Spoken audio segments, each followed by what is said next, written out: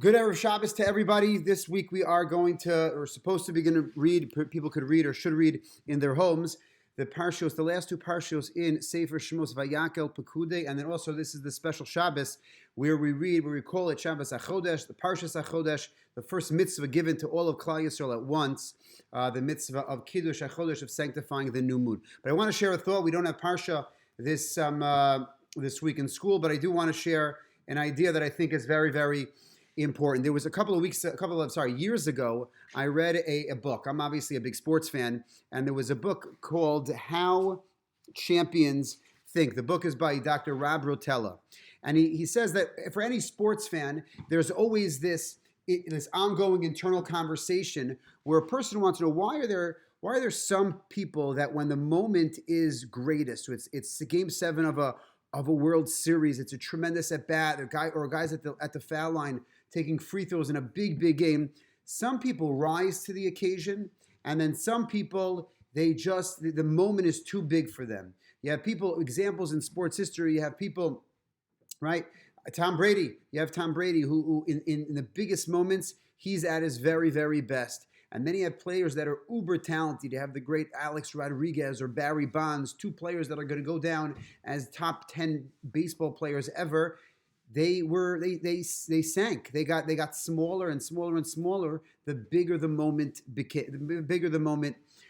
Barry Bonds, with or without steroids, is a top 3 baseball player of all time, and he never ever won a World Series. And then you have people like a Derek Jeter, like a Tom Brady, like anybody who really rise to the occasion. So Dr. Rob Rotella, in his book How Champions Think, he addresses this question. This is a big question. This is one of the world stands on a question like this. Why do some people rise in the toughest moments, and some people really, really fall? So he says that the success lies, and the way champions think is that they picture the success in their minds. They envision in their minds getting a base hit, hitting a homer, hitting a shot, making the greatest, making the perfect pass. And it's not just as simple as thinking positively, but it's about seeing with your eyes closed, seeing and walking through the moment triumphantly before it ever takes place.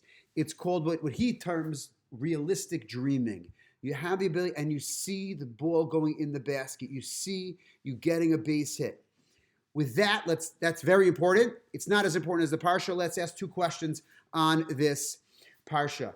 The last 5 Parshios in Sefer Shemos, Truma and Tetzaveh, mimic Vayakhel and Pekude. You have Truma and Tetzaveh, which are about the building of the Mishkan, and then all of the Kalim of the Mishkan, and then the clothing of the Kohen Gadol and the regular Kohen. Then you have one Parsha, last week's Parsha, Parshas Kitisa, which is some issues, some other topics, and then Chet Egel is the main issue in Parshas Kitisa, and then you have Vayakhel and Pekude, which are pretty much repetitions of Truma and Tetzaveh, the building of the Mishkan, and then the clothing, to prove that Vayakhel and Pekude are really mostly repetitive. If you look at the amount of comments that Rashi makes in both Vayakhel and Pekude, it's very, very small. Why? Because most of the things he needed to say about the construction of the Mishkan, he said in Truma, and most of the things that he said with respect to the Kohen Gadol and the clothing of the Kohen Gadol and the regular Kohen, the Kohen Hediot, he made already in Parshas Tetzaveh. So so what's question number 1? Question number 1 is, according to many sources say that we have the Mishkan. Why did HaKadosh Baruch Hu command us to have the Mishkan? It's because we needed a kapara. We needed some atonement. We needed to be forgiven for the horrible and horrific and tragic mistake, tragic aveira and sin of Chet Egel, which came in Parshas Kitisa. So we needed to seek atonement and be granted atonement and forgiveness from our involvement in Chet Egel. So therefore, we needed to build a Mishkan. So question number 1 is, if the Mishkan is all about an atonement and seeking to get back into God's quote-unquote good graces after Chet Egel, why do we need Parshas Truma and Tetzaveh? Remember, it goes Truma Tetzaveh, then Kitisa, which is Chet Egel, and then Vayakhel and Pekude. Vayakhel and Pekude, if the Mishkan is coming to atone for Kitisa, for the Aveira and Kitisa, why do I need the very first Parshios of Truma Tetzaveh in the first place? That's question number one. Question number two is that when HaKadosh Baruch Hu, this is based on a Gemara at the very end of Maseches Brachot. If anyone is doing Daf Yomi or any of your parents are doing Daf Yomi, so they learned this Gemara about 2 weeks ago. So the Gemara, Hashem commands Moshe Rabbeinu to build the Mishkan and then the Kalim. Build the Mishkan, the house, the building, all of the property, the construction of the Mishkan, and only after the house is built will you then build the Kalim, will you build the Aron and the Menorah and the Shulchan and the Kior and the Mizbech and all that. First the Mishkan and then the Kalim.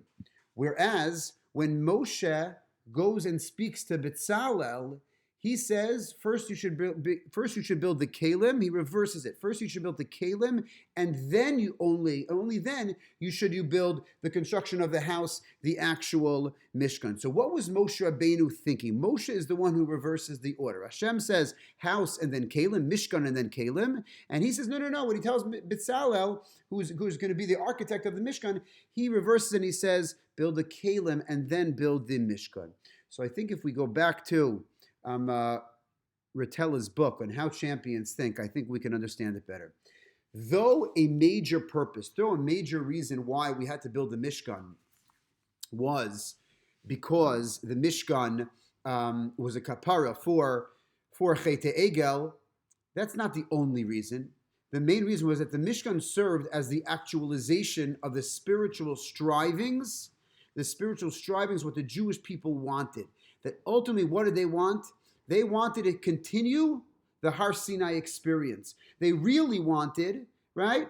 The Har Sinai, they wanted Har Sinai every single day.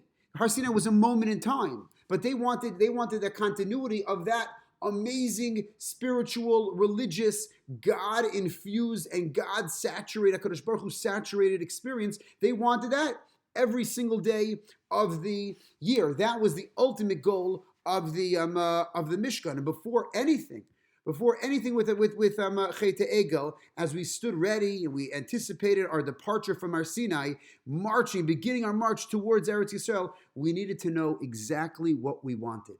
What did the Jews want? We needed to envision what is success. Success means that I have a Kadosh Baruch Hu in my presence, in my consciousness, every single day of my life. I wanted to have Hashem in my midst at every single juncture of my life. We didn't want to just leave Hashem at Har Sinai and only at religious events and see him at a bris and a bar mitzvah and a Shabbos, but we wanted to feel his presence each and every single day. We had to picture the success in mind. And that answers the other question. Why did Moshe Rabbeinu reverse the order? Why did he say Kalim? Because the ultimate, what's the holiest of the Kalim? What was going to be first? The Aron. The Aron represents Torah, represents what HaKadosh Baruch Hu's manifestation of himself in the Bria, in us. So Moshe advises Betzalel to create the Kalim first because that's the goal of the Mishkan. The goal of this, that's the essential part. That's what's important. It's more than the walls and the floors and the ceilings. We're striving for the Aron. We're striving not for the planks of wood surrounding the Aron, but the actual tablets which represent the gift, the precious, precious gift of Torah that HaKadosh Baruch Hu gave to us. And this idea is so essential to our life that we have to envision and dream and understand what is success in our life. What do we want? How do we get there?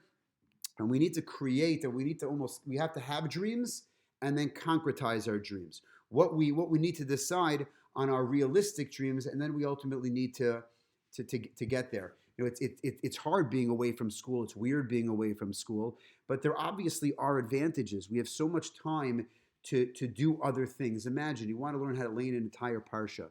You want to learn another sefer of Tanakh. We all do have so much more time. I know we're getting a lot of homework, but there really is. You want to learn how to become a chazan for Musaf on Shabbos or Kabbalah Shabbos, or you want to start learning a different language, or you want to learn whatever it is. What's your dream? Now we have a little bit more time on our hands, unfortunately, but there's also a gift there as well. And we need to ask the questions: what do we dream? What do we strive for? What do we anticipate? What are we ambitious about in life? And then we need to say, you know what? Okay, I'm going to get there, because ultimately, Hakadosh Baruch Hu said, you know what? These people, they need a Mishkan. Or we said We said we need a Mishkan. That Mishkan is everything that we anticipate and that we strive for in life. We need to sketch. We need to sketch our dreams, and we need to know what we want, and then we have to be able to get there. Our dreams, our goals, our aspirations are our own or your own, and no one else can define them except for yourself. So you have to ask yourself, what's your aron? What's the aron in your life? What's the mishkan in your life?